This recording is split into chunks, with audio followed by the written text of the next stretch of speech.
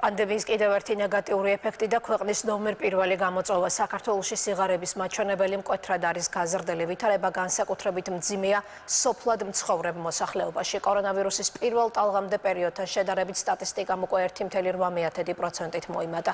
ეკონომისტები გაუარესებულ მონაცემებს სამომხმარებლო ფასების მატებით და უმუშევრობის მაღალი მაჩვენებლით ხსნიან.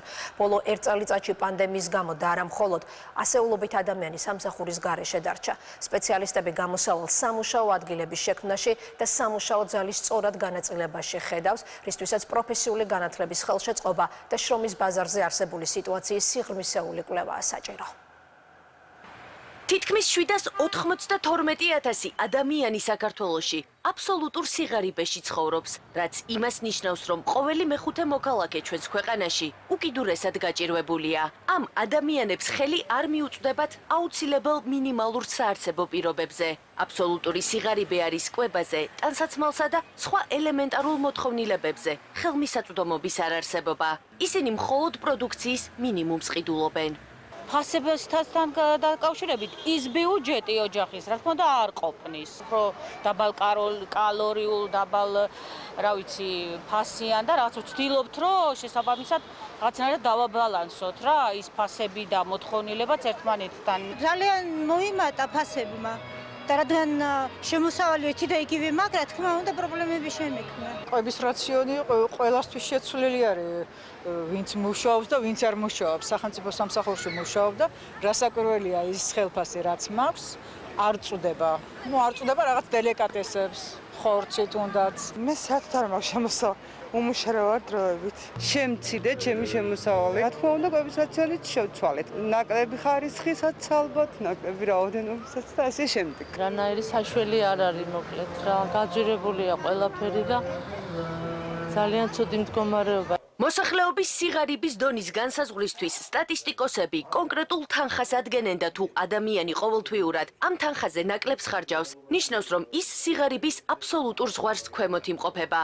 დარგის სპეციალისტების თქმით, აბსოლუტურ სიღარიბეში მყოფი ადამიანები ფაქტობრივად ის პირები არიან, რომელთა ყოველთვიური მოხმარება დადგენილ საარსებო მინიმუმზე ნაკლებია. ოფიციალური სტატისტიკით კი შრომის უნარიანი მამაკაცის საარსებო მინიმუმი დაახლოებით 200 ლარს შეადგენს. აბსოლუტურ სიღარიბეში მყოფი ადამიანები არიან ის ადამიანები, რომელთა მოხმარებაც საარსებო მინიმუმზე ნაკლები. ანტიპანდემიური შედგენილობის გამო თითქმის გაჩერდა ეკონომიკა -6.2%-იან ვარდნას შეუძლებელია, რომ ნეგატიური ზეგავლენა არ კონდეს. აბსოლუტური სიღარიბე 2019 წელთან შედარებით 1,8%-ული პუნქტით გაიზარდა და თუ დავაკვირდებით სქესობრივ ჭრილში და ქალაქის და სოფლის მიხედვით სოფლად უფრო მეტად არის მომატებული 3,8%-ული პუნქტით ვიდრე ქალაქად. სიღარიბის მაჩვენებელი მამაკაცებში შედარებით მაღალია ქალებთან შედარებით.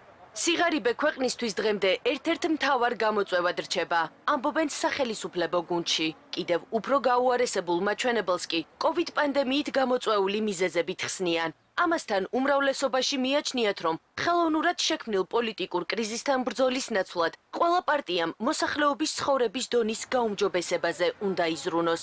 ეკონომისტები კი მთავრობას სიღარიბის დასაძლევად ახალი სამუშაო ადგილების შექმნასა და პროფესიული განათლების ხელშეწყობას ურჩევენ.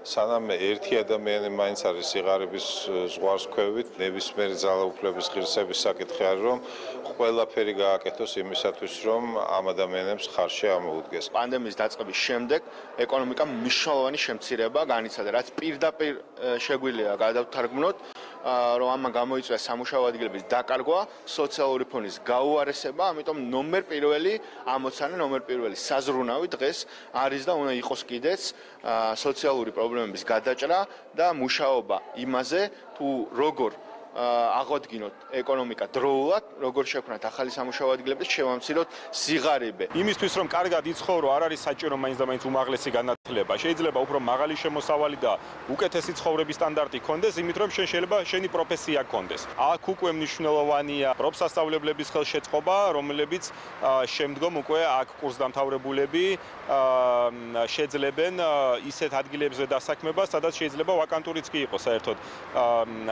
სამუშაო ადგილები. სტატისტიკის ეროვნული სამსახურის ინფორმაციით 2020 წელს სიღარიბის აბსოლუტურ ზღვარს ქვემოთ ქვეყნის მოსახლეობის 21.3% იმყოფებოდა. ამასთან გასულ წელს საშუალო თვიური შემოსავლების მოცულობა ერთ ოჯახზე 6.4% შემცირდა და 1100 ლარი შეადგინა, ხოლო ერთ სულზე კლებამ 4.4%, რომელთა შემოსავალი 321 ლარს გაუტოლდა. 2021 წლის პირველი კვარტლის მონაცემებით კი მკვეთრად გაიზარდა უმუშევრობის დონეც, რომელმაც შრომისუნარიანი მოსახლეობის 21.9% შეადგინა.